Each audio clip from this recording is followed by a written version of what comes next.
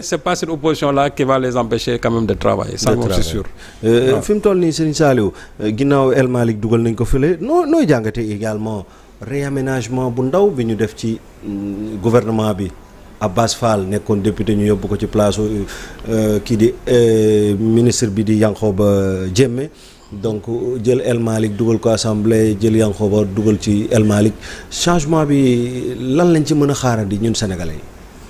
Bon, tu sais d'abord comme ni ko constitution bi waxee c'est le président qui nomme au poste civil et militaire donc l'initiative lui revient de droit bien sûr par la soumission du premier ministre.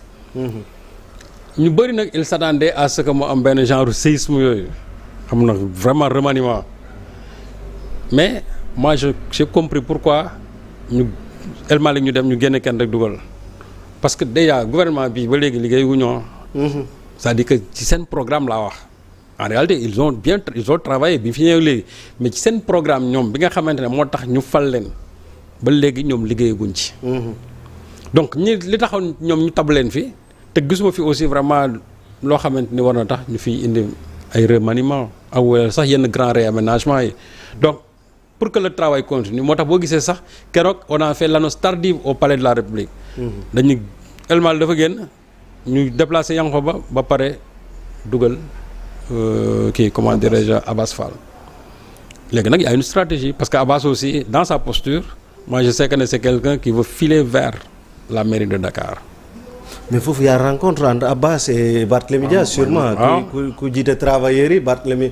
waaw moom laa la yomb de. waaw non mais c'est bon c'est-à-dire que y aura une rencontre pas de confrontation sur le terrain et ça permettra à Abbas aussi vraiment d'acquérir yenn expérience yi en attendant bien sûr d'aller vers la conquête de la mairie de Dakar parce que je sais que ne Abbas moom li ko gënal lépp mooy c'est la mairie de Dakar.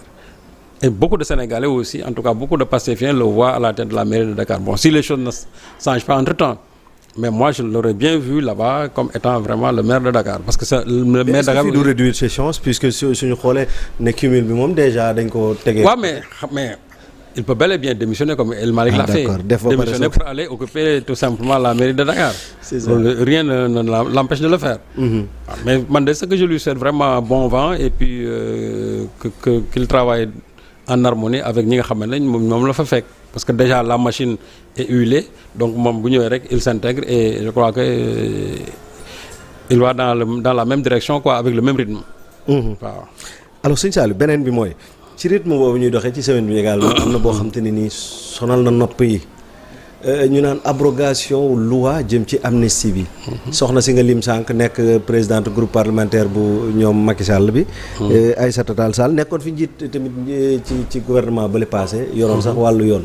moom ni mu waxee comme si abrogation mënul nekk lan la finalement lan moo nekk derrière coow li yëpp mooy ndax sénégalais bu ñu jàppee ne li ñu jàpp mooy ñu jële fi amnistie bi demande sociale la ah mais xam nga ji bi les gens devaient se poser la question amnistie bi c'était pour qui et pourquoi xam nga amnistie en général suñ koy def c'est surtout la finalité pour qu'il y ait après une réconciliation fekkoon ne dafa am ay xaajaloo yu amoon ci benn pàcc de la société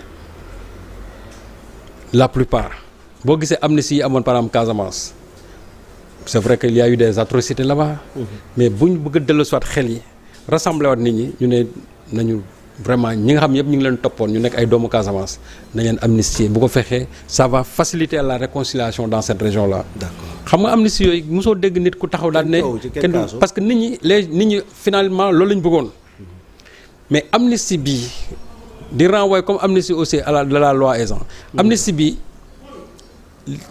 en réalité c'est pour couvrir les auteurs de ces forfaits yi xew entre 2021 ak 2024 bi xam nga donc tey su fekkente ne dafa am benn loi d'amnistie boo xamante ni bañ koy tëgg li mu viser c'est pas pour une réconciliation nationale mais li mu viser uniquement c'est pour protéger les auteurs de ces crimes-là yi ñu commettre entre 2021 ak 2024 waaw mais une loi aussi injuste ji bi ñu def ko ñu ne kenn amul sañ-sañ dind ko et puis quand j'ai entendu Aïssata Tall Sall parler en tant que juriste man je me suis parlé de l'intangibilité de la loi pénale ça m'a surpris parce que nag quand même ñëpp xam nañ ne même sax quand on parle de la loi pénale nee nañ les lois douces quand même rétroagisent. donc kooku je crois que. c'est le premier année nga koy jàng fa droit loolu moom je crois que c'est des choses loolu c'est des choses élémentaires donc il ne faut pas quand même qu'il nous parle de l'intangibilité de la loi. donc loolu benn la mais xam nga daf ci am loi yoo xam ne tey boo demoon ci CPI je crois am na seen disposition yoo xamante ni bu fekkee ne dafa am yenn loi yoo xam ne c'est comme dañ auto amnistier seen bopp parce que en réalité affaire bi c'est une auto amnistie. ñoom dañu bëgg a wax ne les faits la ñu amnistier. mais ñoom seen bopp la ñu bëggoon couvrir. kese. mais la moo tax njibi ñoom ñu bëgg a accroché wu ci loolu. yow nee nga loi bi bañ koy def dañ ne ñoom Sonko lañ ko bëgg a defal. Sonko ba mu taxee lu mu leen waxoon ne leen bu fekkente ne crime de sang yi daf koy effacer. bëgguma su fekkee ne c'est pour libérer les gosses de Pastef je veux. waaw léegi ñoom tey bu fekkee nañ ne waa Pastef lañ ko defal mais waa Pastef ñu taxaw nañu bëgguñu ki nga xam ne yow assemblée nationale voté woo ko. il a dit non yéen a ko voté seen bopp c'est-à-dire que yéen seen i crime seen i assassinat moom ngeen bëgg a muur moom ngeen bëgg a couvrir. léegi nag loi yu mel noonu c'est des lois injustes. et yoon maye na tey fi ñu toll nii loi bu mel noonu ñu abrogé ko c'est pas un droit qui ça. nañ bàyyi li ñuy wax. dans le monde il y a eu boo demoon tey que ça soit je crois au Brésil que ça soit au Chili les mêmes choses se sont déroulées là-bas tey actuellement Chili il est question même d'abroger l'amnistie de 1992 c'est vrai qu'il y a une longue procédure mais les gens ont remis depuis 2005 ça sur la table en 2005 aussi le même problème s'était posé je crois c'est au Brésil où on a amnistié bon on avait amnistié bien sûr mais loolu 2005 la ñu dindi loi bi cette loi d'amnistie là bi doon couvrir les auteurs de ces assassinats là en tout cas ci militaires yi 2005 la loi ba tëb bon certains vont nous dire que est-ce que ñooñu ce sont des références en matière de démocratie ou bien de respect des droits mais bien sûr bien sûr parce que su fekkee ne loi boo xam ne dafay protéger ay criminels parce que une loi buy protéger ay criminels mais c'est une mauvaise loi mais une mauvaise loi nag jibi il faut la combattre. Or, cette loi d'amnistie-là, c'est une loi qui protège des criminels. Maintenant, on va nous dire, oui, donc il faut remonter au sein de la police, au sein de la gendarmerie. Mais, il y a pas police et gendarmerie. Mais nous devons commander police et gendarmerie. Nous devons dire que tout va pareil. Les gens qui ont une responsabilité. Une responsabilité. Comme on l'a fait ailleurs dans le monde, qui ont une responsabilité. Parce que nous sommes les gens de la société. Nous sommes gendarmes, nous sommes policiers, militaires, hommes politiques, marabouts et tout le monde.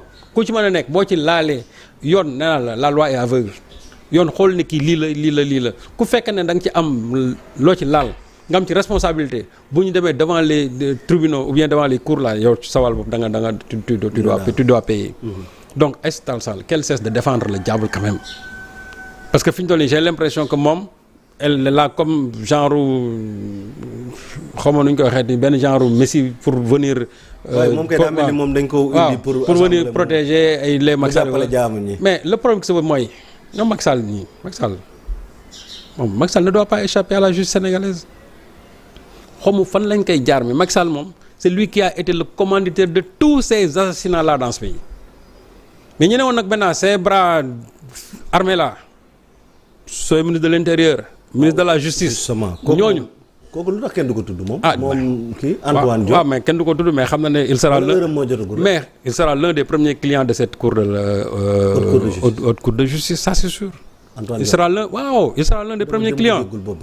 waaw mais doo ko dégg mais tu sais Antoine Diome ce qu'il a fait ici Djibi xel mënu ko dafa ñaaw.